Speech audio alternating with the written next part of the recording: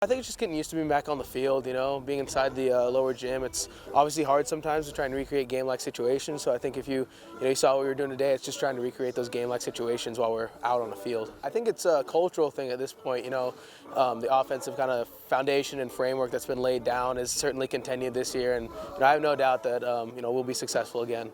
I think we're looking forward to the most getting down to San Diego here in a few days and just making some noise down there. We have a little bit of a kind of bad taste in our mouths after the regional last year, and we're ready to go. So it'll be a good start to the season here. Yeah, that first game against Point Loma, obviously you guys have been building towards this. How excited are you to get going?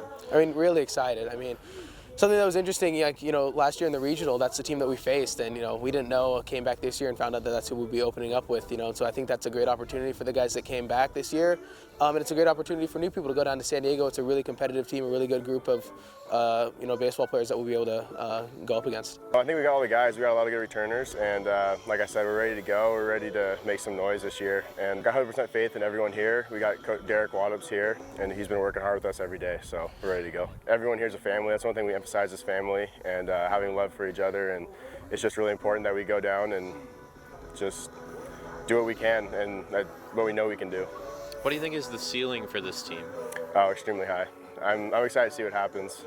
It'll be a long season. We're going to go deep into May, and it'll be good. It'll be a good year. I think we really gelled well over the last couple of months. You really get to grind with the guys in the fall and then come out here and get prepared for the year. I think that process has gone really well, and we'll hit game one January 31st running. What's it going to take to get over the hump and get another GNAC title? You just got to take it one day at a time. If there's a lesson I learned from last year, we started out 0-11. You got to take it one game at a time. You can't win the whole GNAC in one day or one weekend. So you take it one day at a time, try and rack up as many W's as you can. You'll be happy with where you are at the end. I don't know if we can talk in terms of ceiling. The ceiling is obviously dogpiling at some point, but wherever that is, I'll leave the ceiling up to what we can do. I don't want to put limits, but at the same time, don't want to, make any outlandish statements right now. We're just going to take it game by game and hopefully add up some W's. The guys have been fantastic. That's the biggest thing is, they're a mature group, especially offensively. We're a little younger on the mound, but they're just going about their business. We're just trying to keep consistency from what Coach Sutton had established here from a program standpoint, and just getting ready to play. It's fun to compete. It's a unique situation coming in at the break and only having 3 weeks before game day, but just trying to put my stamp on it as we move forward with positive energy as well. Looking at that first series, you played the team that this team lost to in the region last year right away. Is that an opportunity for growth right off the bat?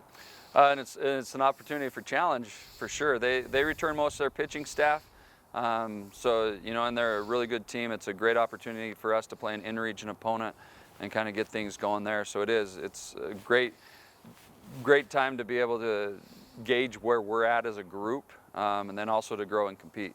You guys have had a couple of weeks of practice. You've been able to get outside early this season, which almost never happens in Billings. Yeah. What have you been focusing on in practice? Mainly playing catch, just giving us opportunities to get some defensive work in. That's one of the big benefits this year that we have of being able to get outside, especially with the turf here, to be on the field and moving around. But just keeping baseball simple.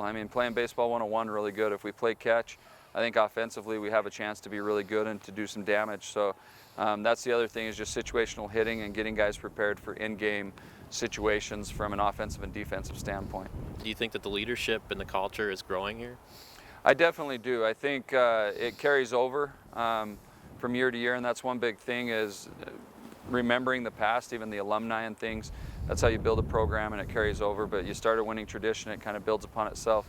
But the senior guys have really done a good job with that, and that's helped me as a coach too, kind of having some of that maturity to be able to lean on for them to kind of keep continuity. And obviously it's going to be different, so there's some things that are uncomfortable with that for the players as well. But with that senior leadership, them being through the conference, kind of knowing what to expect, it definitely helps the overall culture and group. One game at a time, that's kind of the cliche, right? You try to do that, but this series is obviously big for us. And our preseason schedule is good because we play a lot of in-region teams, which helps us in the long run. But then once you get into conference play, every weekend's a grind. Everybody's good enough to beat everybody, so you just kind of get ready to play and try to stay focused on one weekend at a time, so you don't look past anybody or over-prepare for someone and let somebody sneak you up and bite you in the butt. I'm excited. I think SIP and Arpan and Setian and, SCHLEUSNER, you have a really good core group there that had some honors, and then you go into the pitching staff, and we have that too. The pitching staff's a little more banged up. But those guys, I mean, I'm just trying to get them to be them. And that's what I tell them is know what makes you the dude and then be the dude. Like that's the big thing instead of trying to change something or overhaul. It's just keeping the game simple and letting them, play to their level and capability again. Biggest thing is, getting the ability to throw strike one and just be in the strike zone.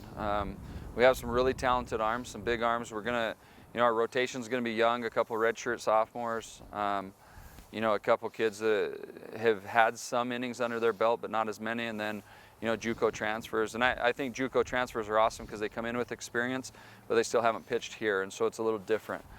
But I think we're deep. We don't have as much top-end talent, like as far as like just one standout. It's more like a deep staff that is going to be able to match up and play and be able to pitch. Well, I mean, obviously, I think I wouldn't be here if I didn't think we could win. They took a step forward winning the GNAC tournament last year.